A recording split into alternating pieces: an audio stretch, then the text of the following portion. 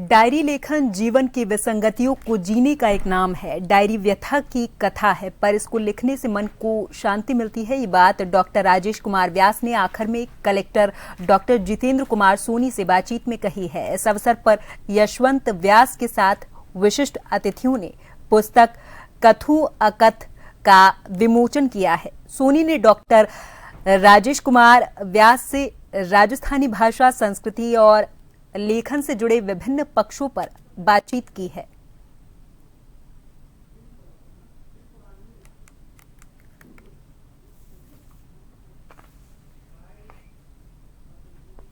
तो इसी लोग में लगे तो शायद साहित्यिक हो सी मैं लोग मैं जाता था सूचना केंद्र क्यों लाग तो पियर सुबड़ो अधिकारी हुआ करे इतनी किताब एक बड़ी वाचनालय होती भी खने ऊपर नीचे सु फरीद खान जी बेटा पियारो था, नीचे उतरता था जीप खड़ी होती।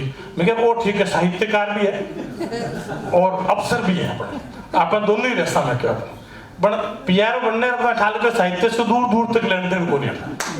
अब तो खाली जी को कहे वो काम करना है, थारे मन रो काम लिखना पड़ना कहीं हुआ नहीं।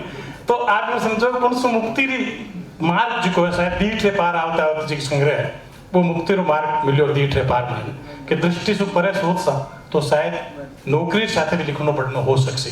तो यूं समझ लो को तीसरा जी को संग्रह है।